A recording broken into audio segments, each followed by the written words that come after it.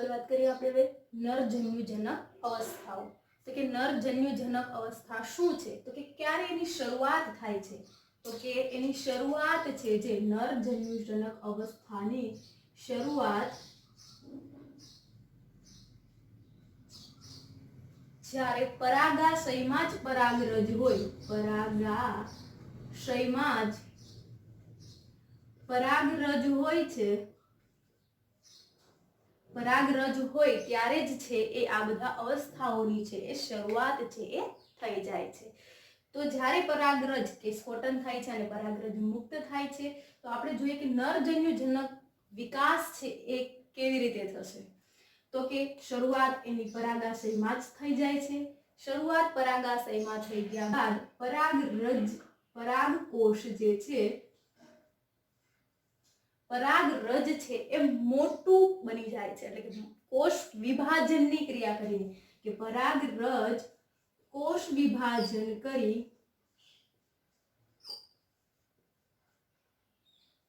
કે કોષ વિભાજન થઈને એના કોષ કેન્દ્ર જે છે એ મોટું કરી દે છે।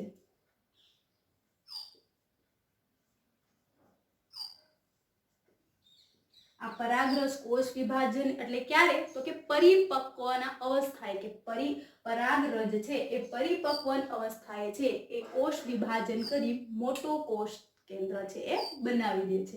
કે જેમ જેમ એનું કોષ કેન્દ્ર મોટું થતું જાય એટલે કે પરિપક્વતાએ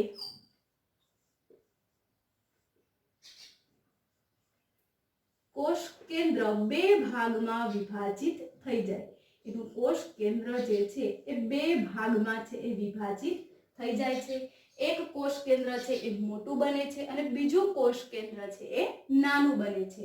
તો એક કોષ કેન્દ્રને છે એ વાનસ્પતિક કોષ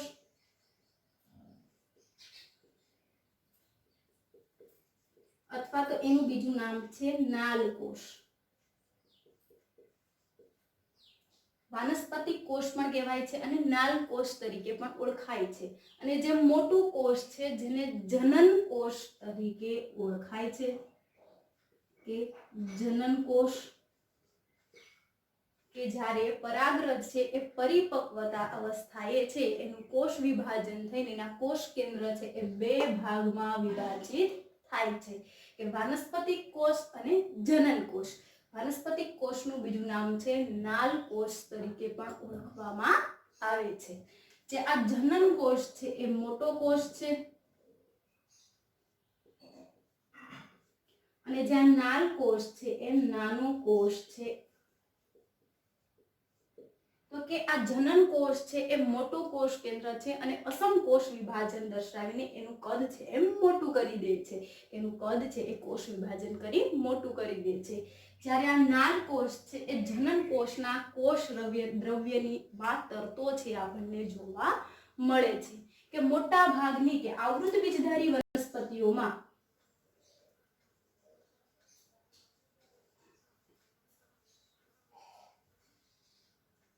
આવૃત બીજધારી વનસ્પતિઓમાં 60% જેટલું આવી રીતે છે એ નરજન્યુજનક નિર્માણ છે એ થાય છે કે બે કોષ વિભાજન થાય છે।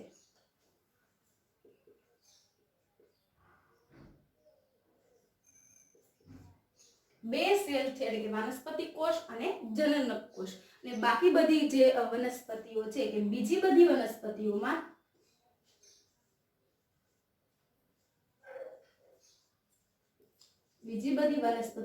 છે એના 3 કોષ છે એ બને છે કે મોટા ભાગની આવૃત બીજધારી વનસ્પતિઓની અંદર છે કે કોષ કેન્દ્ર આવી રીતે વાનસ્પતિક કોષ અને જનન કોષ એમ બે કોષમાં જ છે એ નિર્માણ પામે છે। તો હવે આપણે જોઈએ કે વાનસ્પતિક કોષ અને જનન કોષ છે એ કેવી રીતે છે આગળ કાર્ય કરે છે। તો કે અહીંયા જોયું કે આપણે નાલ કોષ, તો એ નાલ કોષ છે જે નાનો છે, જનન કોષ જે મોટો છે, જે ખોરાક સંગ્રહી પણ છે, એની અંદર ખોરાકનો છે એ સંગ્રહ છે એ પણ કરી રાખે છે। હવે કે અહીંયા આપણે જે પરાગરજ જે દોરી છે, તો કે પરાગરજની અહીંયા બહારના ભાગમાં આપણે જોયું પરાગરજના અભ્યાસની અંદર જોયું કે જ્યાં સ્પોરોપોલેનિનનું દ્રવ્ય ગેરહાજર હોય છે, કે સ્પોરોપોલેનિન છે એ ગેરહાજર છે, જેને આપણે શું નામ આપ્યું હતું, તો કે જનન છિદ્ર। તો કે ઈ જનન છિદ્રમાંથી છે હવે જે છે એ આ જનન કોષ છે એ બહાર નીકળશે, પરંતુ કેવી રીતે? તો કે જનન છિદ્રમાંથી છે આગળ કોણ વધશે? તો કે એનું અંતઃસ્તર, કે એનું અંતઃસ્તર જે છે એ આગળ વધીને છે એ આ જનન કોષમાં નરજન્યુજનક છે એ વિકાસ છે એ થતો જોવા મળે છે. કે જનન કોષો છે એ આગળ કેવી રીતે વિકાસ પામશે? તો કે જનન કોષો છે એ આગળ જનન છિદ્ર મારફતે કે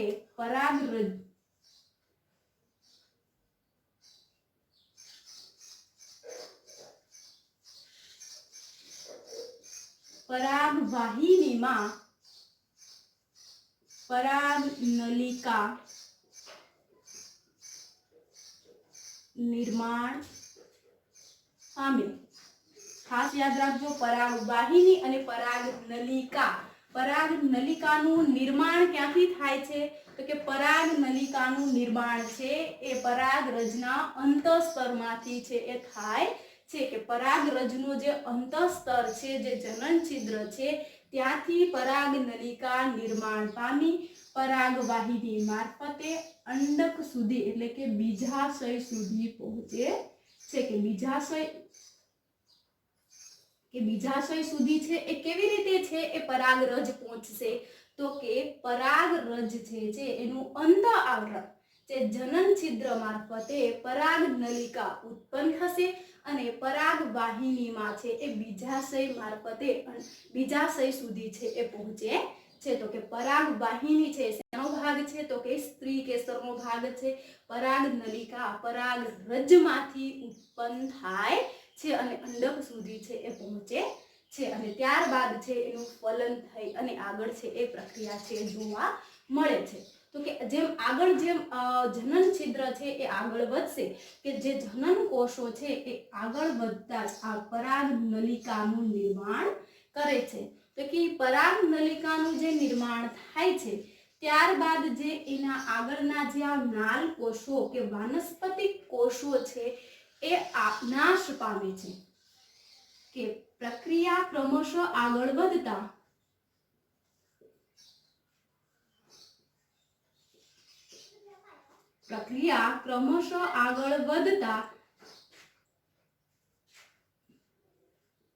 નાલ કોષો નાશ પામે છે.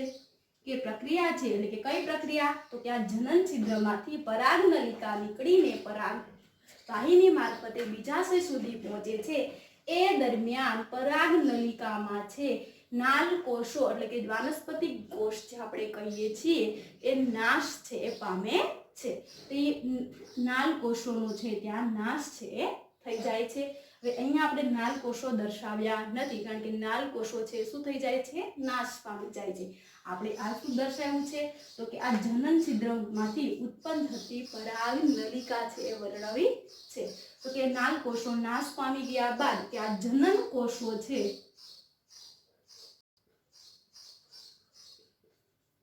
કે આ જનન કોષ જે છે એ પરાગનલિકામાં આવતા બે કોષોમાં વિભાજિત થઈ જાય છે.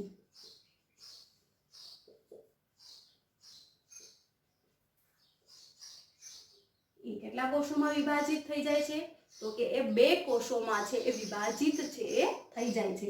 હવે એ બંને કોષો છે નરજન્યુ તરીકે ઓળખાય છે, જેને નરજન્યુ તરીકે ઓળખવામાં આવે છે. કે જે આગળ વધતા જે જનન કોષો છે એ બે કોષોમાં વિભાજિત થઈ જાય છે અને નરજન્યુ તરીકે તે ઓળખવામાં આવે છે. તો આવી રીતે છે એ પરાગનલિકાની અંદર છે જન્યુઓ છે એ નિર્માણ છે એ પામે છે. કે આ બંને જન્યુઓ છે ત્યાં નિર્માણ પામે છે અને આગળ વધતા જે નાલ કોષો છે એ નાશ છે પામી જશે. તો આવી રીતે છે એ પરાગાશયની અંદર છે એટલે કે નરજન્યુઓ છે એ ઉત્પન્ન થાય છે અને એની વિકાસની અવસ્થાઓ છે. તો ફટાફટ જોઈએ કે નરજન્યુનું શરૂઆતની અવસ્થા શું છે? તો કે પરાગાશયમાં જ એ પરાગરજની અવસ્થા હોય છે તે દરમિયાન શરૂઆત થઈ જાય છે. કે પરાગરજ છે પરિપક્વન અવસ્થાએ એનું કોષ કેન્દ્ર છે એ મોટું કરી દે છે. ત્યારબાદ એ કોષ છે એ બે કોષમાં વિભાજિત થઈ જાય છે. મોટો કોષ છે જે અસમકોષ વિભાજન થઈને ખોરાક સંગ્રહી છે. ખોરાક સંગ્રહી તરીકે કયો કોષ? તો કે જનન કોષ તરીકે જે આપણે ઓળખીએ છીએ. જે વાનસ્પતિ કોષ છે અને નાલ કોષ છે જે નાનો કોષ છે. ત્યારબાદ મોટા ભાગની આવૃત બીજધારી વનસ્પતિઓની અંદર છે આમ ટુ સેલ એટલે કે બે કોષો તરીકે જ છે એ નરજન્યુઓ છે ઉત્પન્ન થાય છે. બાકી અમુક બીજી બધી વનસ્પતિઓ છે એમાં 3 સેલ નરજન્યુજનક અવસ્થાના છે ઉત્પન્ન થાય છે. તો કે બંને કોષો છે એ આગળ વધીને છે એ કેવી રીતે છે પ્રક્રિયામાં વિકાસ દર્શાવે છે પરાગાશયમાં?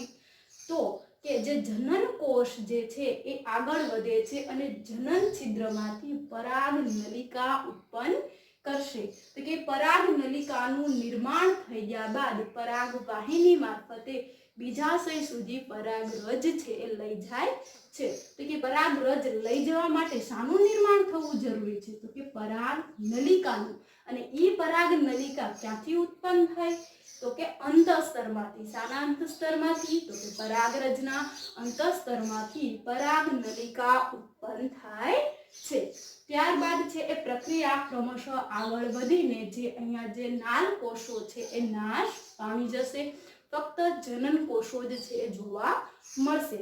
એ જનન કોષો છે એ બે કોષોમાં વિભાજિત થઈને બે નર જન્યુ નિર્માણ છે એ પામે છે અને જન્યુજનક અવસ્થામાં છે આવી રીતે આપણે જોઈ શકાય છે કે આ અવસ્થાઓ ક્યારે થાય? તો કે પરાગનયન થઈ ગયા પછી. કે પરાગરજ આ બધો વિકાસ છે ક્યારે થાય?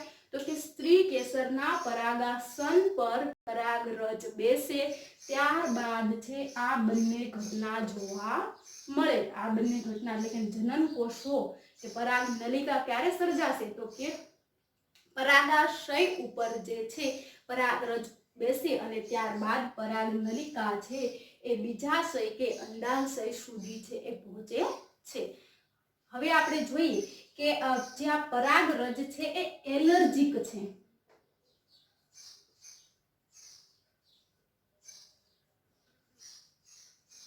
એવું કહેવાય છે કે પરાગરજ એલર્જી છે. ઘણી વ્યક્તિઓને છે એ ધૂળની એલર્જી હોય, પ્રકાશની એલર્જી હોય, તો એવી જ રીતે છે પરાગરજની એલર્જી પણ થઈ શકે છે. તો કે પરાગરજની એલર્જીથી છે મોટા ભાગે શ્વસન તંત્રના રોગ છે એ થાય છે. કે અસ્થમા છે, બ્રોન્કાઇટિસ છે, અસ્થમા છે, એ બધા જે રોગ છે એ પરાગરજની એલર્જીથી છે એ થાય છે. તો કે આ પરાગરજની એલર્જીને કારણે છે એ ઘણી આપણે ટેબ્લેટ્સ પણ છે એ અવેલેબલ છે. તો કે આ પરાગરજની એલર્જી તરીકે કયું વનસ્પતિ ઉપયોગ જોવા મળે છે? કે એલર્જી તરીકે છે એ ગાજર ઘાસ. કે ગાજર ઘાસ નામની વનસ્પતિ છે જે એલર્જી પ્રેરક છે. કે એનાથી વધારે એટલે કે કયા વનસ્પતિની પરાગરજથી એલર્જી થાય છે? તો કે ગાજર ઘાસ. તો કે ગાજર ઘાસ છે એ બધી જ જગ્યાએ છે આપણે જોઈ શકીએ છીએ. એ ગાજર ઘાસ છે એ ભારતમાં ક્યાંથી પ્રવેશ્યું? તો કે ગાજર ઘાસ નામની જે વનસ્પતિ છે એ આયાત કરેલા ઘઉંની સાથે બિન ઉપયોગી જે આપણે કહીએ છીએ એ ગાજર ઘાસ છે એનો પ્રવેશ થયો અને એ એલર્જી તરીકે છે એ જોવા મળે છે. ત્યારબાદ કે ઘણા લોકો છે એ પરાગરજનો ઉપયોગ કરે છે. કે પરાગરજની નિપજોનો ઉપયોગ કરે છે. તો કે પરાગરજની નિપજો કે પરાગરજની નિપજોથી છે એ દવા છે, સિરપ છે એવું બનાવવામાં આવે છે.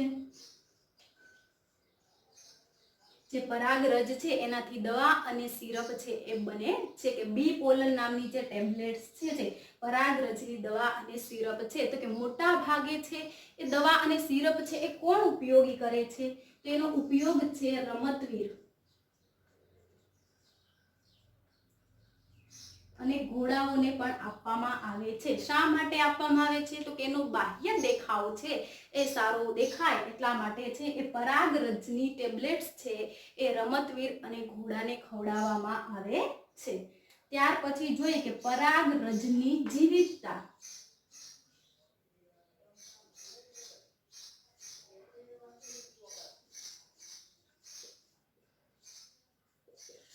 પરાગરજની જીવિતતા એટલે કે જ્યારે પરાગરજ છે હવામાં મુક્ત તો થઈ ગઈ, પરંતુ પરાગાસન પર તો બેસવું પડશે એને. કે પરાગાસન પર ક્યારે બેસશે? તો કે પરાગાસન પર એને કોઈ માધ્યમ મળશે, હવા છે, વરસાદ છે કે કોઈ કીટક છે એને માધ્યમ મળશે ત્યાર એ પરાગાસન પર બેસશે. જો એ પરાગાસન પર ના બેસે તો એનું શું થઈ જાય છે? એ નાશ પામી જાય છે. કે ઘણી એવી વનસ્પતિઓ છે કે ઘઉં અને ચોખા જેવી વનસ્પતિ છે કે ઘઉં અને ચોખાની અંદર